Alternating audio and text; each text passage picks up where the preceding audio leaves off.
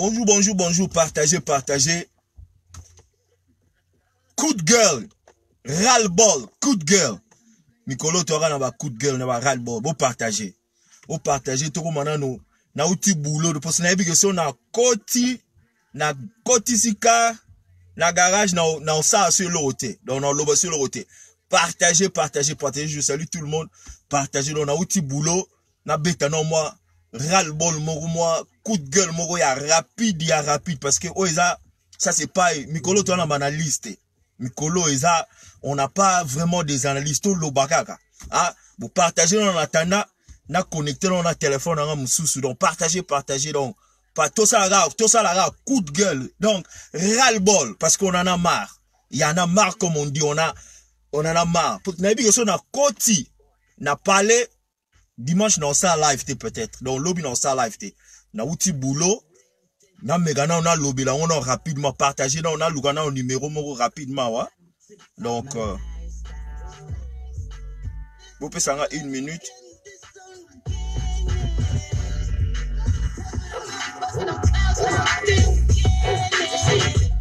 Bon, partagez.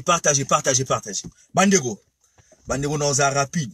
Nacha, nazo lo bara na ocha timing, mais nazo, token non rapidement. Dans l'autre tabou partager. Ah, téléphone au premier cause a toujours de problème, hein. Ok, c'est bon. Nacha moi timing déjà. Naeba, combien de minutes dans ça là? Donc, voilà. Na bandi na, voilà, na 54. Ok. C'est bon. Bandego, token non rapidement. Je salue tout le monde. Qui je vois la Francine Meta, Fallon, Francine Esther, Mélanie Kaba, ma petite sœur. Donc, partagez. De voir Ginette Moupanda, partagez déjà. Vous partagez déjà, tout le monde partagez, parce que, Naobé, ta coup de gueule, ras-le-bol, j'en ai ras-le-bol. J'en ai vraiment ras-le-bol. J'en ai ras-le-bol. Patricia Boussombi, vous partagez, Bandego. Bon, mon titre naché. Rapidement, na outi musala, na zaï na boulot, na milobeli na bi, quand j'étais au boulot, na zotala tout ce qui se passe, hein. Tout ce qui se passe dans les réseaux sociaux. Nathalie, na bi, non, c'est vraiment grave.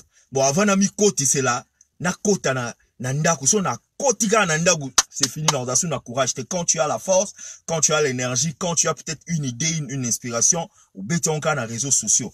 Donc, Mikolo, yo ba 2 jours obo supporter nga Mikolo, na yela bino, oh, moi, ba français na zaranango, te moi, banalizo na zaranango, na kitsano, moi, mon pepe kote langa. Oh, banalizo na zaranango, oh, te, na yela bino ba genre, oh, na pe sabino ba analyse constructive, na yela bino, oh, nenge nini te. Mikolo, donc, kolo bakaka. Parce que nous avons appelé ça koloba, tout ça la paix défense à maloba. Mikolo zara koloba. Bandeko. Tokenango liboso. Titre langa liboso na tche. Bandeko. La réalité, tozo vivre tamoko, on ne peut pas insulter un peuple. Et zana babilo mususu, on ne permet pas d'insulter. Soroza mobali, oza la moisi, surtout les hommes qui insultent les femmes. Ou soit les femmes qui insultent les femmes, ou soit les hommes qui insultent un peuple, ou soit le peuple qui est bateau à insulter un peuple. On ne peut pas insulter un peuple. Quel que soit, on ne peut pas insulter. Téléphone, on a rose bambou na ma belle, hein? Ah, vous la non. Téléphone. Ah, tu as ma télé, le code téléphone. Voilà. On ne peut pas insulter un peuple. Bandeko. Soki chroniqueuse na bino moko boya, soki mutu na bino moko batebele balandarae. Na pesi lo sako pa petit nanga Ramsès. Petit nanga Ramsès na Suisse. So bozo la nabo tinde link. Petit nanga on a Ramsès. Trop ans. Na année passée, j'avais dit, na prophétisé la ga yebarate. Na ebisara e na bi, makambo yo salaranga na rosalanga de son père na rosalangote. Makambo ya salaranga na rosalangote. Makambo nga na salara, misusu ya rosalangote. Donc on se complète. So les gens moulili bo comprendre il est presque 17h moulili kota kalaming te mia soleil mo rezo betanga côté ou quoi donc faut na se protéger. Alors makambo ya salara nga na rosalangote, makambo ya salara o nga na sa ya rosalangote. L'année passée na ebisa Ramsès na obi Ramsès, ozana aura. Ozana aura. Je crois pas que balanda qui live na sala ina Ramsès. Nepse qui ozana aura batebele ba ozana simana yo. Et ça s'avère que c'est ekokisami. Yem ta solo la bien, a sala ba makambo bien, yem ta ko répondre cette dame là bien. Bandeko, tu ne peux pas te permettre en insultant un peuple. Peuple na biso a Kivu ba moni passe. Bandeko, peuple na biso a Kivu ba moni passe. Tu peux pas te mettre devant avec une certaine légèreté étant femme, tu commences à insulter tout un peuple meurtri, un peuple qui pleure chaque jour, l'élara chaque jour. Tu ne peux pas continuer, on ne peut pas insulter ce peuple là de Kivu. Je suis avec les gens de Kivu, je suis avec le maman ensemble. Parce que tu ne peux pas te permettre au bimi na nini avec toute une légèreté. Là, tu commences à insulter à moitié nu. Comment tu as insulté tout un peuple. Tu as tout qui a été massacré, qui a perdu des millions et de femmes et des hommes et des enfants violentés. Yo, comment tu as insulté, bon? Tu ne peux pas. Quel que soit côté aux alliés, on ne peut pas tolérer ce genre de choses. Je ne tolérerai jamais. Tu vas insulter Kivu. Tout comme je ne tolérerai jamais insulter n'importe quel peuple. Ozala Mpangistanais, Ozala Moutéquateur, Ozala Moulouba, Ozala Moukongo, je ne tolère jamais les insultes sur un peuple. Et surtout sur les dames. Non, je ne tolère pas ça. De la même façon, namoni maman mo boalinga obenda ba beauté bubuna. Oui, namoni vidéo, namoni pas namoni araba vidéo ne pas ndeko nanga morazaka na potobo Alain Tita Ando Croix. Maman na ba vidéo na ina mona ngoga pa ya Alain ndeko nanga le. Malgré azo benda ba beauté, bendi pena ba beauté mais rien qu'à. La réalité est que on ne peut pas se mettre devant la petite caméra, commencer à insulter toute une tribu, tout un peuple. Bandeko. So bozo loba, so bozo quand c'est balkanisation, balkanisation. La balkanisation déjà est au sein de nous-mêmes. Nous sommes un peuple balkanisé. Nous ne sommes pas même un peuple divisé. Nous sommes un peuple balkanisé. Dans nos pensées, dans l'esprit nabiso, dans la façon de faire nabiso, dans la façon de voir nabiso, idéologiquement, nous sommes déjà balkanisés. Point barre. Le genre de l'Ouest, qui consiste, il y a, je ne voudrais pas être, comment on appelle ça, tribal. Parce que, oh, yosa tribal, non. Ça, ce sont des faits, c'est la réalité. En ce moment, le Congo n'est pas divisé dans ma frontière, mais aux frontières de l'esprit, aux frontières de mentalité, aux frontières de sociologie, aux frontières d'idéologie, de la façon dont le Congolais doit là. Nous sommes balkanisés. Les gens de l'Ouest, c'est la guerre dans notre centre. Donc quand je parle des gens de l'Ouest, je vois les gens les Équatoriens, les gens de l'Équateur, les gens de Bandundu, parce que ça la guerre, na bato bazana centre na les Bakasaya. Et les gens de l'Est, kuna na Kivu, Bamaniama, bazana bango à part. Jusqu'à quand nous allons comprendre que toro kenene wana te toro eko simba répéter la façon de voir les choses ya far moana. On est balkanisé, on est divisé, on est toza pena divisé. Toza divisé, on est donc, Otosa vraiment divisé. Et tout ce qui viendra de l'Ouest, on applaudit par les gens de l'Ouest. Et tout ce qui vient du centre, on applaudit par les gens du centre. Et il y a Maniema, Est, Kuna, Kivu, le roi isolé. Et il y a des gens qui se permettent de bima, pas des gens. Une dame comme ça se permet de se pointer, d'insulter les gens de l'Est, tout bonnement, parce qu'il y avait quelqu'un de l'Est qui l'a attaqué ou je sais pas qu'il a dit quelque chose de mauvais sur elle, elle sort comme ça à moitié nue sur un lit en train d'insulter tout un peuple. Et les gens n'ont pas ras-le-bol. Les gens trouvent ça c'est normal. Les gens partagent ces vidéos. Les gens se moquent. Ils trouvent ça normal. Non, Bandeko. Quand il y a une dame qui sort, azo finga bata est, c'est de la même façon, l'autre dame mwana bimi, azo finga likase. Bandeko. Au moins, bata kivu, bata est, bato va souffrir dans un problème dans wango. Un peuple qui est meurtri, un peuple un peuple qui subit l'injustice, un peuple souffrir ensemble, komaka très fort. Plus vous le maltraitez, plus ils subissent les conséquences, les atrocités, biloko moko très néfaste dans la vie na bango, plus il se solidifie. Plus bakoma makas, plus basala makam ensemble, plus babundar ensemble, plus bayoganaka, se séparate. Et c'est comme ça ce qui se passe dans le niveau ya Kivu. Ce peuple-là, ils sont solidifiés, ils sont soudés. Jamais baroza na babilo na bango entre bango na bango. Mais regarde, quand tu touches quelqu'un de Kivu, quand tu touches quelqu'un de Est, il y a côté kuna, ils sont solidifiés. Beaucoup se séparés bangote. Et ça marche comme ça, c'est la réalité des choses. C'est de la même façon. Plus vous êtes là, oh les balouba, oh les balouba, oh les balouba, vous tapez sur eux, à la solidifier à jamais, personne ne va le séparer. Plus vous le maltraitez, plus vous l'insultez, plus vous voulez faire de dégâts sur eux, beaucoup pour mettre un peuple qui se solidifie, bakutani, tal, oyebia, ne peut pas tomber la Bible. David, akenaki na cave ya Abdallah, na cave Abdallah, je crois. Abdoulam. David bazo luke na Saoul, akimi pona bato ba na Bible. Akimi akokota na cave wana ya Abdoulam, so ya Abdoulam, na Zulu kamu en français na anglais. David a se retrouvé je crois 200, 180 ou bien pas plus de 300 personnes. Atoni batu. Bobino no soto vandiawa. Toyeli nini. Est-ce que toza na cause moko. Batu no sobakenegi na David na cave wana bazaki na cause moko. Ils avaient un seul esprit. Ils étaient motivés, animés d'un seul esprit. Plus vous insultez un peuple, plus vous les maltraitez, plus vous les dénigrez, komaka fond commun, komaka basala eloro moro, o kabola bongo lisusuté.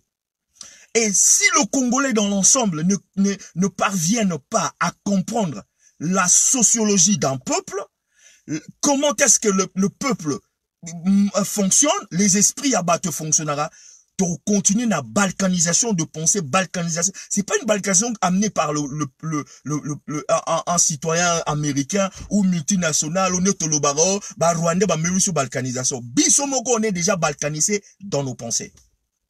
Plus vous insultez un peuple comme un peuple. Maman on a moni, abandiko, donc abandiko, fingane tout bonnement, azo insulté ne balouba, tout bonnement. Elle insulte, elle a commencé à insulter le président de la République, elle a commencé à insulter, alors elle insulte tout bonnement le balouba. Est-ce que vous croyez que tu te réveilles le matin, balouba, lobo lamuki, balouba, lobo fingi, kivusien, lobo fingi, pangistanais, tout vous voyez que les gens là vont se séparer? Il faut pas se séparer. Ils vont être encore beaucoup plus forts. Alors les gens qui continuent à insulter un peuple, une tribu, continuez. Plus vous insultez, plus beaucoup ça va tout makas. Tala. Moi je le tala. Mungala lobango. Ça fait des années. N'a pas intervenu dans radio Lisolo. Personne connaissait ma tribu. Personne n'a pas prise de position politique. Alors quand je pétais depuis na côté na Facebook depuis 2008, oui. Na côté na Facebook depuis 2008-2009. N'a bani activement ko ça là débat politique vers 2013 radio mo ezali radio lisolo na Allemagne radio ezali na Wuppertal mboka mo Wuppertal mukolo ngo DSV batebele ba bato basala combat kala ba bien. Quand j'intervenais là, personne ne savait que j'étais Moulouba, personne ne savait que j'étais Kassaï. Na zéro salaka ba prise de position politique. Et en ce moment là bato ba bien, beaucoup de gens croyaient que j'étais un fayouliste parce que na côté la fayoulou grave. Je prenais ma position politique sans pour autant na mona tribu. Sans pour donner mon coloration nanga ya ethnie nanga. Mais na comme na position oyo que navandi je ne disais absolument rien. J'étais là, je ne disais absolument rien. Mais plus nazo yoka ba insulte sur mon peuple, sur nazo ka ba insulte sur le peuple de mes arrières, de mes parents, parce que je suis de père et de mère de cette tribu. Plus nazo yoka ngo kasinga na kangamuno. Vous croyez nga na vandi pe na kangi muno na lobby pe loroté na tika ngo pe le kana tout le monde, vous allez insulter les gens comme ça, vous allez le kanata. Plus vous insultez, plus vous poussez les gens comme nous, où tous les sont vraiment très libéral, très neutre dans notre position, vous êtes surtout comme un extrême. Vous nous poussez à être vraiment des extrêmes. Parce qu'on ne peut pas continuer à insulter une tribu, un peuple de cette façon. Bon, c'était la radio l'issolo, la radio l'issolo, que j'étais en Kassayan. Les gens ne savaient pas. Parce que je ne disais rien dans Zolo Bara, si on a continué la radio dans Zolo Bara, n'ana moi na bandal. Je me pointais comme moi na banda, je me disais na banda lungwa, parce que d'abord on a botama na kasaïté, na kola na kasaïté, na yebi nenge zalarate. Donc somme de balobago, tu es né où je suis né, donc né grandi à kin na bakutu, né grandi à bandal, na uti o klinik ngalema, donc ba botinga, na uti na klinik ngalema, na ye bandal, na kolia na lungwe bandal, na ye États-Unis. Seul mboka nga na mona na Congo, village na mona na Congo, eza madimba. Na base ile na gena kosilisa. Na mona ba quartier ba sona bata, ba sona mpangu, ba kimbombolo, territoire wana nyonso na yebi. Na komé ko tuiser ba moluba ki disi mbungulu diri parce que na vandaka na mboka ba Congo. Et donc en moi il y avait rien de esprit oh bona. Mais plus vous insultez une tribu, vous soutenez batologo ba biso to koma vraiment na extrémité wana. Vous poussez de gens à être des extrêmes parce que quand je le faisais, quand j'étais à la radio j'étais vraiment neutre. Les gens pouvaient entrer à insulter mon peuple, pouvaient entrer à insulter la tribu de mes parents. Bon, c'était comme ça. Je passais. Mais plus vous le faites, plus vous envoyez les gens à être des extrêmes. Alors je vous encourage de continuer. Les gens qui sont là, au lieu de poser des débats politiques, au lieu de poser des arguments politiques, au lieu de poser des arguments qui valent politiquement, vous posez des arguments et des injures contre une tribu. Je vous en félicite et je vous dis de continuer. Plus vous faites ça, plus le voit comme nous, qui pendant longtemps, nous allons continuer à parler. Tokoloba. Et ça, c'est la hypocrisie. Au fin d'une tribu.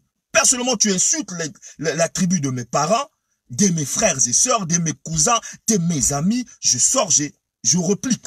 Moi, je ne veux pas t'insulter, mais je veux t'instruire. Parce que trop, c'est trop. Trop, c'est trop. On ne peut pas continuer comme ça. Le Congo ne va pas évoluer avec des insultes d'une tribu. Il faut qu'il y ait des lois qui vont gérer cette situation. Sinon, on ne va na libulu. Na rozongelango. Na lobiango bien. Nazalaki boyete, mais vous nous poussez, vous poussez les gens comme nous à devenir et à parler. Tala. Tokoli na ba. Tala. Uboyi sanganini. Nga bana na ngai, bana na nga baza moitié mungala. Mes enfants à moi, biologiques. Baza moitié mungala, moitié muluba. Na libote na nga baya na nga babala ba Congo. Hein? J'ai des cousins, des frères babala ba Congo ba Mongo. Ba pire masa na nga, niti pire masa na nga papi la nga benjoy. Moi na laki. To kolina ensemble, na kolina ba master ban ya ba équateur ba donc na mécanisme na nga na ba chromosome na nga na DNA na nga, je suis comme ça. On est né comme ça. So yé na famille na biso, je me rappelle déjà de comment on appelle ça? Dans les années 74, dans les années 60, toujours moi quand nous on grandissait, ma maman bato ba yebi ngai ne na kola, maman na biso na banda la doula. Ba masene ba Congo. Ba master na bazé ba Congo. Ma maman Moulouba elle a grandi avec des ba master presque ba pire master ba Congo. Chez Bisso déjà à l'époque, vous vous rendez compte déjà à l'époque, chez nous on préparait tozo bana bane 70 na famille baluba tozo liam fumbwa chez Bisso balamba fumbwa olambi fumbwa boy bolambeli papa biloko na ye bilo pe bolingi fumbwa bolambi fumbwa ma grande sœur déjà là ba maman va préparer ba fumbwa chez nous déjà à l'époque on mangeait les nkovi les ba fumbwa tozo beka ba biloko wana tolia ba koba déjà à l'époque ba kwanga kele kutu makama tribalisme on a été on n'a pas grandi comme ça. Mais on vient en Europe, Et ça qui est difficile parce que papa n'a pas ancré dans les sons et la culture, parce qu'à Botemi na mboka, Koli na mboka, avec Kinshasa, il fallait tout tirer la bilo qu'on a. Mais surtout Botemi ce qu'on a Congo. Ma maman a essayé d'avoir masse plus il y a Congo na Bangal. Donc si ce gens manger il y a ba limbondo, donc nebe makambolia ba limbondo kala, Covid nebe rolia, Covid déjà kala ba fumbo. Na moko tout on a Koli na Roma grand spécialiste rolia ma fumbo. Mais ça ce sont pas des histoires kassaya. On a grandi comme ça. Mais bino bozo pousser ba biso penato comme rolobela, on en revenant, on ne peut boroy ko continuer ko finga peuple te bo finga ba luba. Plus bozo finga ba luba. Plus bozo comme ça bango ensemble. Plus bozo comme ça bango ensemble. Plus bozo comme ça bango tetu. Plus bozo comme ça bango tetu ba changer la position déjà to botama na esprit wana. To botama déjà na esprit wana que donc oro sarana na bisote. On est né comme ça. Et ça la nature na biso. Tu peux pas venir au se jouer na biso bo. Neti mutulo anga déjà na tala mutulo anga. Na botama déjà na nature wana. Na sa sou mwana bandal. Na so sunza mapesi na sumwa mayela mukie. Na ebi siko ko se défendre, yusko ya matelanga non. Et simbata. Siko ba de son père, ba leki kutu baza belé. Baza belé. Donc bata mayela olanga. Baza belé. Et belé donc na subino e belé, ce sont des Kassaïens. Siko yo sara na ba oni. Olo ba na ba oni. Tu vas leur dire quoi? Bon bref, to leki na parole. Deuxième étape. Bandeko.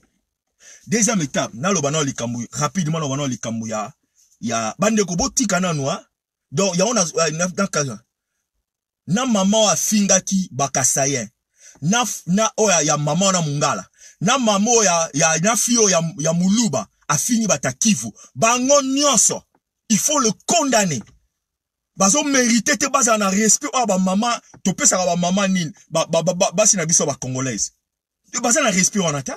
La dernière chose, c'est d'insulter. Au moins, moi, si ce soir, à 20 ans, à bout, moi, on a commis maman. Il faut respect mon rézal. Faut moi respect mon rézal. Moi, sinon, ce soir, ça, beauté a commis maman. Il y a des femmes, n'a la ligue, bon, on a âge, n'a la ligue, bon, âge. Mais je les appelle jamais par là. Non, mais on a maman. Parce que par respect, caca. Par respect, quand on est salama. Faut les appeler maman. Pa ezaka pa respect ngokola na mama na mungala na fiwana wana muluba na fingi ba takivu bango nyonso les mbadi de les foufou de même mbadi les kwanga de même sachet faut kanga bango ko boaka bango bisika bikaoki. Voilà, toke na deuxième page bandeko na muni mulile ko mokota bo souffrir gara mulile ko mokota donc so na koti na garage na kata live na sil ça pour na kota na vanda kalo. Deuxième rubrique, deuxième volet. Bandeko, botika comparer Maman Denise, botika comparer Maman Denise na nini, na ba Olive Lemba, na ba nani susu, comment ça s'appelle? Bela ba minda. Bandeko, to banana, eux Congolais na habité, Congolais en tout cas vraiment na habité. Cette dame là Olive Lemba. Cette dame sur Olive Lembe, elle a fait 18 ans na pouvoir. Bandeko, puis nous pouvons comparer actrice à théâtre. Parce que nous avons considéré actrice à théâtre. Alors, actrice morobo. Donc, au moment batu basala rakaka biloko, otala nini, na mokili. So vous avez na chance à resala loko ngote, tant vous avez na bozuité. Mais mukolo comme ozuna bozu o sala babiloko oyo bana ko rêver na mokili ozomonanga neti nga na rêvara eloko moko quelque part na ba makoki o sala ngote omoto na seki mwana muke na lelara classe na niveau moko o sala na ngote et non vraiment classe makambo classe na lelaka suko ngasko na zai bien na zagi ke bao ba rédaction kokoma mwana osakala kutu te na roba na robeta ngo ba 10 donc na za okoma grave donc na lelaka makambo kokoma ba classe na lelaka en grave et puis na zai bien un peu bien na maths mais na lelaka kokoma donc makambo classe na lelaka ngo parce que na zaka la chance ko sala classe te na Congo chance ça qui me o bakangi université mo futa classe zate et mo papa pe mpiaka fo lukaka na ndenge na yo tangu na yega États-Unis kaka na yega États-Unis nazuka mukanda pen 10 ans qui 12 ans dans ma classe donc c'est na rêva qui ont depuis bon mois donc mutu asala ka makambu oyo arrive donc so oza na moyen te obombami mukolo ko sala nango okomosala makambu ozako rêver neti maman wana olive wana je suis sûr et certain azako rêver kaza l'actrice pour boutala kanga maga na makambo actrice akanga maga ko pesa ba donc otaba donc don na yetonga za jeune azako rêver za la actrice moko ya film to ba théâtre akoko ta théâtre te comparé sikoyo na maman Denis je crois abanda ko sala ba œuvre minene mais le fait que ça na l'art te azina ba moyen te boutala ba œuvre ya zo sala to azolingo sala par rapport au kuna o azo pesa kaka ba théâtre bibembe azo pesa kaka ba théâtre bibembe azo pesa kaka ba théâtre bibembe azo pesa kaka ba théâtre bibembe akesunga mutu mona 2000 akesunga mona 3000 pendant 18 ans maintenant sala makamona te poani pendant 18 ans on a tué Floribert Cheber bon mona qui n'est pas Floribert Cheber on a akena pesa apona pesa maman moi ça Floribert Cheber ya mbongote Rositi Manga la famille de Rositi Manga qui est à Kinshasa au Congo. La veuve de Rositi Manga, les fils de Rositi Manga, bana Rositi Manga, ba pareil Rositi Manga, famille moi ça Rositi Manga. Bon mon ate point tellement, oh maman livre ça là makamu na yo, que no repesa, apesa kuna te pourquoi? Fabien Fidèle Bazana Bazara toujours na kin, apesa mbongo te pourquoi? Tous ces gens qui sont morts, oh bakabila kanga bango faussement bomba bango poza, apesa mbongo, akende ko sala, yaza mu Congo. Botun aza mukongo ya uta na baza yi budi dia Congo akenda ko ede bata budi dia Congo te poane bata budi dia Congo ba boma bango na kana mobali na Kabila akenda ka kuna te pona ede bango pona ni pendant 18 ans elle n'a rien foutu pendant 18 ans elle n'a rien fait c'est pas comment peut se ba 2000 là wa negi ba lobi so azo korubia 2000 maman livre lembe danger botika ko comparer donc dans ses rêves, Azalaki n'a besoin comme actrice. Si koton a komi na bomengo, atikalika na catégorie wana makambo ba actrice wana. Ya onda zo sala. Mais par contre, maman et nani Denis, do bozo mona mutasala makambo wa sai go rêver. Siko yesi como maman Denis, azo sala makambo neti sans trop ko projeter ba sala pour na ko aider bato bata siko ba benga o banani ba diabétique elle veut créer un centre o ba diabétique ba ozala na ba soins médicaux aux articles parce que mutakufa na Congo na diabète eza maladie mo mutakufa na temena Congo batakufa tout bonnement parce que ba soins appropriés zali le matériel approprié zali mutakufa na ngote esbilo gazo lingo sala na fondation na yango wana on veut créer un bâtiment rien que pour les diabétiques. Maman Livwana akanisa ki akreta ba santé pour la diabétique. Botala bilo razo ngosala maman Denis ngosala. Ba bilo ko moko ça un peu au-delà. Oui, à qui on coûte ba théâtre, mais elle n'a pas donné de l'argent. Habito créer structure pour na bino, pour na faciliter bino. Bon moni mayele ya nzinzi, na mayele ya éléphant. En forme ya taya. Maïle soge ya mukia nzinze usugara na kinzinzi. Maïle soge za ye éléphant eza munene erobimisaka makama munene. Quelqu'un qui veut a sali structure pour na aider ba élèves aussi ici na Congo ozala ba point bien ba pêche mo bourse d'études au pays siko otanga na France to bitanga na Jésus qui tanga na Suisse. On parle de cette année, je crois 114 élèves, bako kozwa bourse wana. Ce que vous comparez la muta kendara, avandi, a considéré, asa actrice de théâtre, avandi, alambi fufu, bino mobete de mabogo, naman live, telaso makambo, temo, puis congolais venir, tcha! Une actrice de théâtre, vous allez vous comparer, mutazo, ça la inspiration pour la future. a opesa bino ba résolution moko éphémère qui ne va oza structurer te et oza organiser te ba kundi mutuboye et sili akapesi mbongo et suki ka wana. Mais par contre nous azo mutazo ko tia ba établissement ba organisation ba structure o bandoko aider 50 100 200 personnes jusqu'au na 5 ans na 10 ans na futur bozo vraiment bozo me comparer au bozo na yite congolais si so na lobby bozo mayele te obi yo kanse ko sa mayele mais faut ce que to binga bino ba congolais bozo pena ndenge nini bozo tala to longola nano parce que boloba au côté la bango kuna oui na côté la bango mais est-ce que makamna lobby za lokuta makamna lobby sur mama Denise za lokuta botala ba fait botala misala oyazo lamba fufu apesi 2000 akundi ebembe oyazo sala les structures. On ne parle pas que individualisme, elle montre des structures pour aider 120 200 300 personnes 1000 personnes 250 na mutasa sala ba œuvre malam parce que wana pisiko faut ba balo bala mi wana pour ba peke ezaka ko côté là.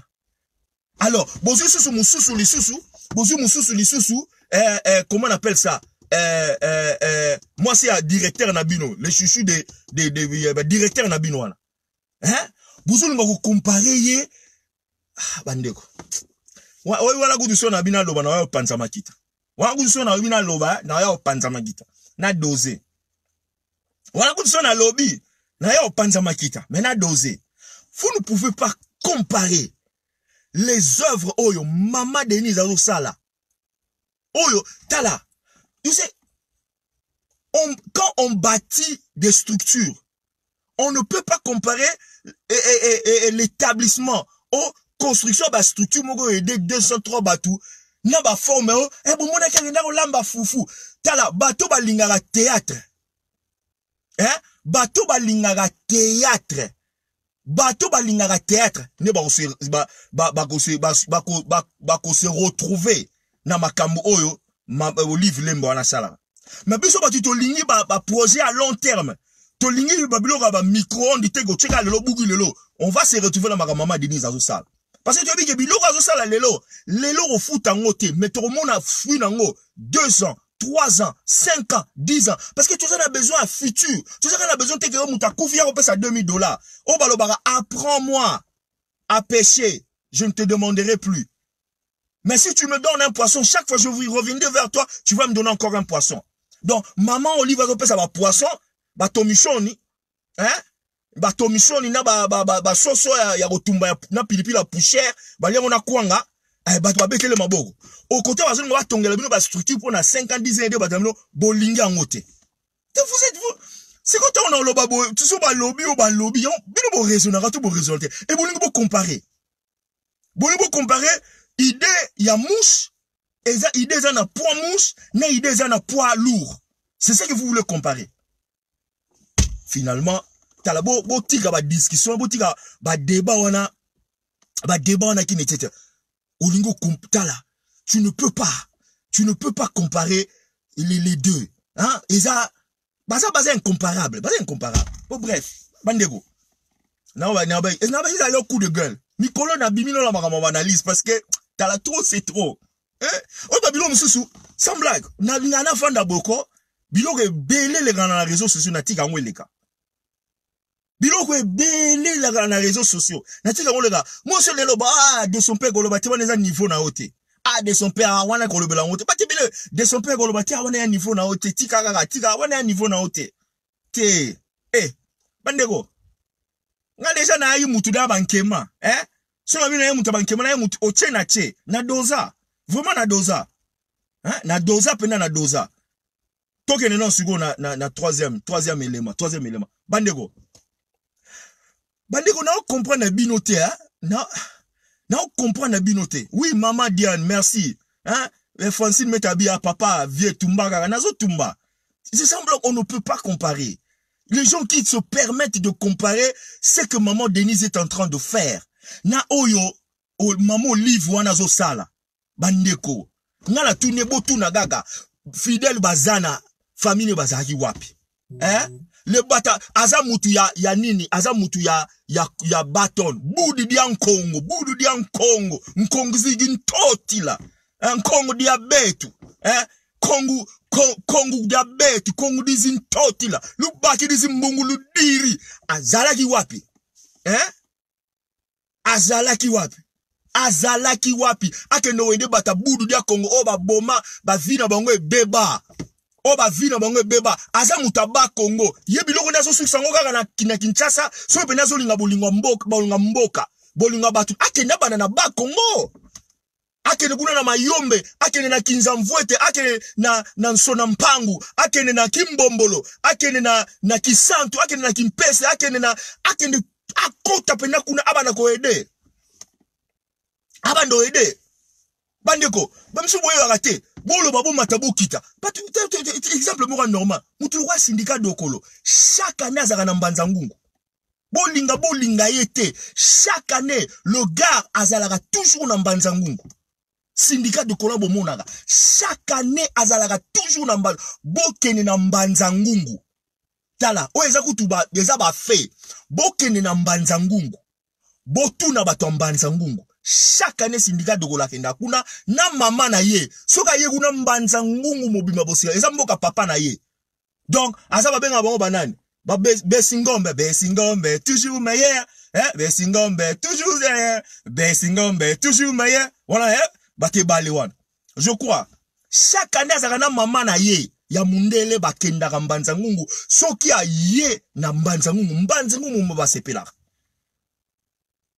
mbanza ngungu mobimba basepelaka komemba basaka loso ba nina sukali akuteni ba chef du village a aider chaque année za pèlerinage na ye bomoni bato bana motema ngo wana bato basala motema ngo wana parce que za azwima azokanisa mboka na mbakie mbanza ngungu mboka na eza mbanza ngungu yo sikoyo maman olive osuka na osikoyo na makamolamba donc oza un esprit à théâtre osuka na makamolamba ozuki théâtre na yo donc neti posa no oza l'actrice ezali siko bimio s'orienter na makambo actrice mama Denise ayi na donc soit ça kokola auti na famille pauvre bon toloba abumsa papa na ye mama na ye na jeune âge tant azokola sûrement zaki na babulu wana mais azena moyen te mais si ko le la sur azu opportunité à aider ba penser na ko kene na makambo azaki ko calculer tangu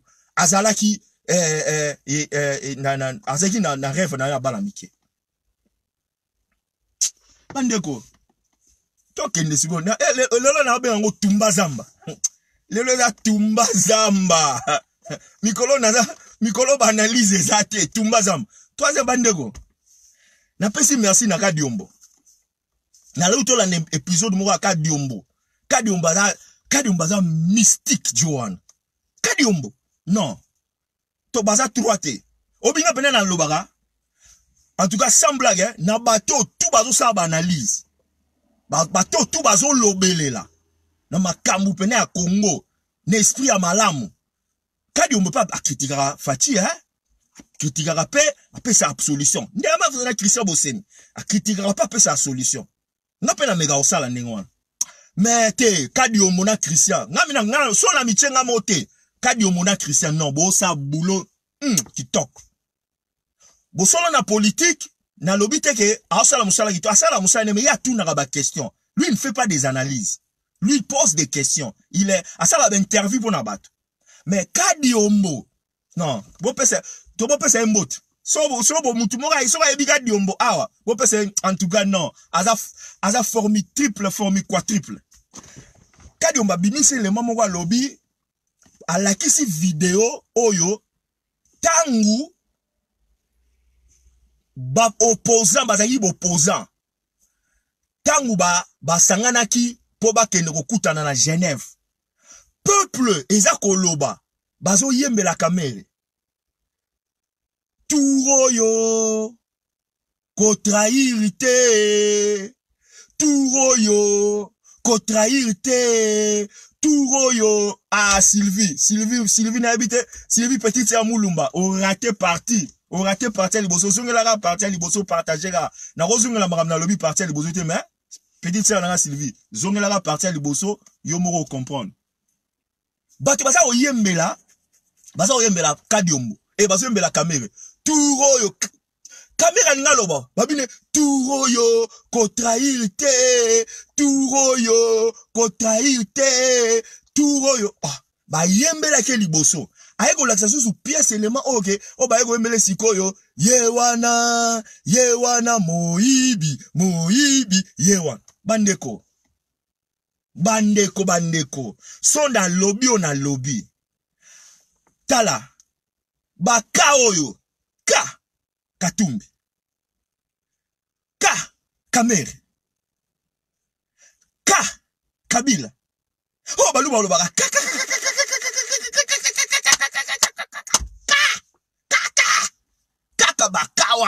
baka bango pika bafunda nini PPRD na kati na bango makila ki moyibi eza tellement makasi ke donc ekolongwate donc PPRD et donc fondation na bango eza ya ba miyibi ba mwinzi nde baloba na Swahili ba miyibi mbimvi na chiluba na Kikongo baloba ngoni na Kikongo na Kikongo boko melango na Kikongo boko melango pardon boko melango na Kikongo na Kimbongo na tanga ngo bien azana makila pasana makila ba miyibi sikoyo bandeko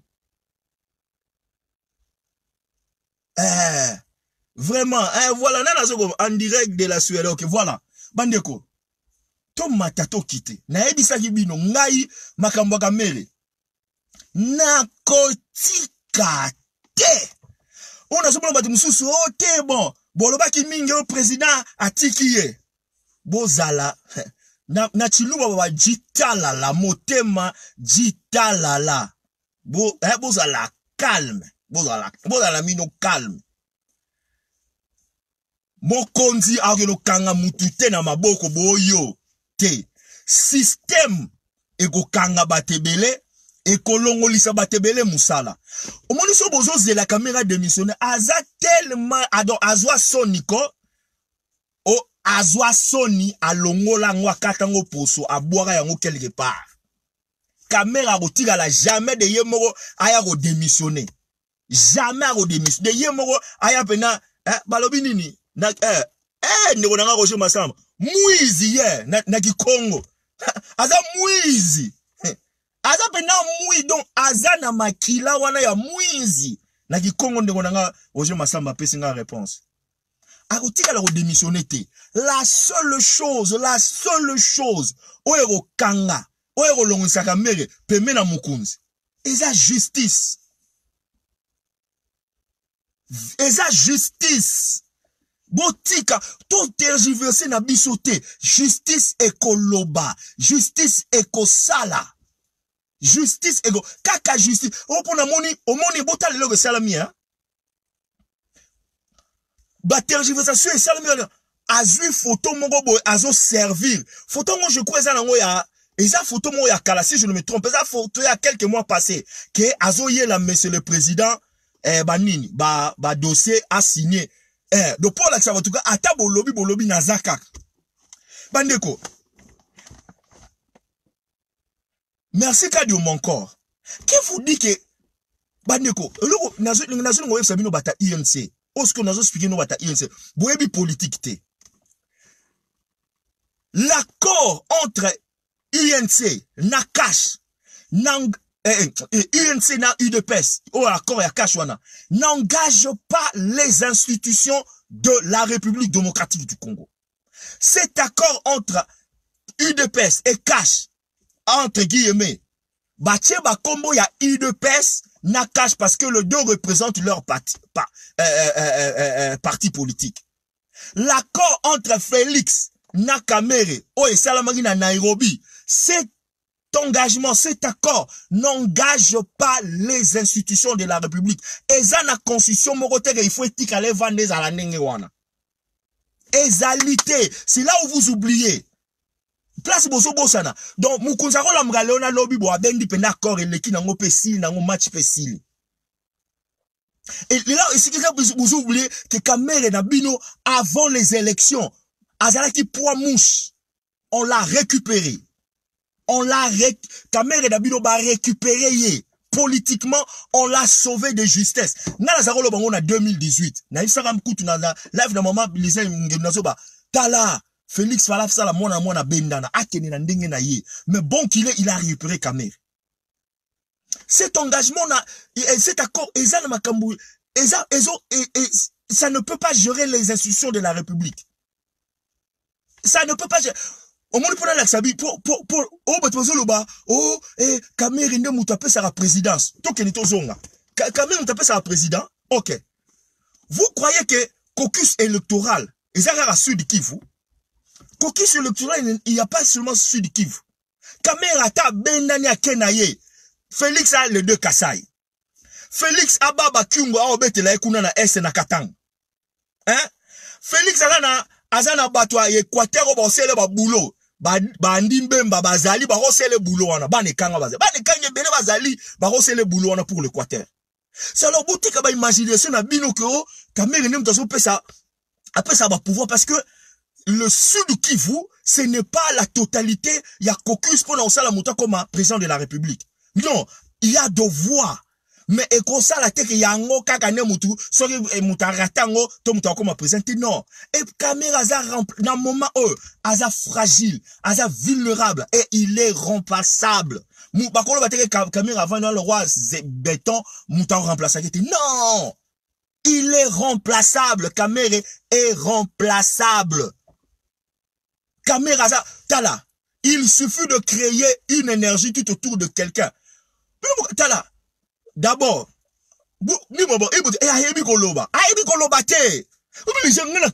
John c'est un parleur. Ah, boutika nga quoi? Ah, boutika, il est parleur peut-être pour vous. Il y a des gens qu'on peut formater, qu'on peut pas formater. Il suffit que Babi Misa Baongara Boy, na Sud Kivu wana, ba pesa ba voix na Félix. Alors, ces types doivent, les deux kawana, Kabila, na Kamere, faut ba kende. Bandego, Mukunzazo ya le 1er mars. Le 1er mars.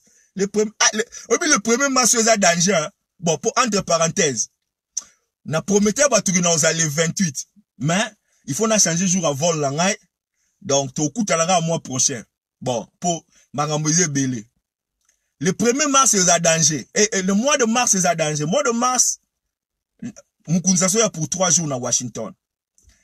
Na oyi pe fe na biso madidi azoya na osala tourner na États-Unis ya pe na mboko nga nazali bon na pe sabino sudi so nazali na osala tuna keni botala o ga sola msuzu ba benga na nga kote kuna bon boyika bon bref le 2 cas ils doivent partir nazo expliquer bino bata UNC vous n'avez pas le Kamere n'a pas de monopole de faire de mettre quelqu'un comme président de la République. Vous faites des illusions. Vous êtes confus. Vous avez la confusion na mutu nabino. La circonscription électorale, Sud Kivu, il tourne à République démocratique du Congo. Nous avons le Katanga, nous avons le 2 Kassai, nous avons le Bandundu, nous avons le Bas-Congo, nous avons le Quator, nous avons le Maniema, nous avons le Nord Kivu, nous avons Kinshasa. De bon vandate, donc bon calculer kake, donc ceux qui moutumora raté Sud Kivu, sauf Félix Sud, tala, Mukunzi peut bêta balle, hein. Kobe tabale tego so kamera longue Sidi Mukunzi Sidi Kivu mutago pesa yango baba ati bazaba tebele ba repesa Sidi Kivu déjà na non Kivu ba yembela ge mwinzi donc et là qui si déjà ba très que défense de Jekoti donc il y a qui ras le bol il y a qui coup de gueule il y a vendredi avant na kota parler na liboso a parler na donc na ye na outil boulot na garé pour na côte saka na garage na côte sika na kangi to komigara dimanche donc vraiment je vous love beaucoup partagez zaki coup de gueule mutu a continuer ko finga ba peuple beaucoup netinga so continuer ko finga ba luba o comme sanga très fort nazaki vraiment j'étais nazaki moi réservé je regardais les gens comment insulter les gens comment insulter, les gens comment insulter, les gens comment à un certain niveau dont on te dit non, non, non, non, non, trop c'est trop. Il faut qu'il y ait de voix. Donc, ok, descend pas à niveau, non, non, il faut qu'il y ait de voix. Plus vous insultez un peuple, plus vous le maltraitez, plus vous voulez le rendre nul, surtout un peuple têtu, le roi Bakassayen, beaucoup beaucoup ba mama na ba têtu. C'est ça que vous voulez. Totira ba têtu depuis Mokele Banda. Bref, partagez. Si moi le balanga yo nazali ezaranin. Quand on répond na ba baliverne na bino, vous traitez batou o batou na baza ba tribal. Vous commencez avec des discours. Il y a tribalisme. Vous injectez la haine tribale. Et quand on vous répond, vous avez dit batou qui baza tribal, batou ba tribaliste. Non. Et si m'batego, bon, je vous love tous. Partagez Clarisse, partagez Ginette Mupanda, partagez Alain Andokwa, partagez Francine Meta, partagez Bouibika Keza vendredi quoi. Donc, Mado Muntu, partagez qui encore, je vois là, Alex Chikasi, voilà, partagez. Donc, ils ont vendredi, peut-être dimanche, non, ça, et au départ, dans ce événement, et ça, la mine, analyse, m'aura bien. Na okota temple le refungama dimanche mais soyez exacté alors vraiment je vous love tous. God bless you. God bless the United States. God bless the Republic Democratic of Congo. Nzama pambola Congo, apambola Félix Tshilombo Tshisekedi, apambola Mama Denise, apambola Batutu, apambola ba Pangistani, apambola ba Taliban, apambola ba na Est, apambola Batutu mais apambola kamere te alongola kamere na Congo na kabila na Congo. Nzamba za na bino.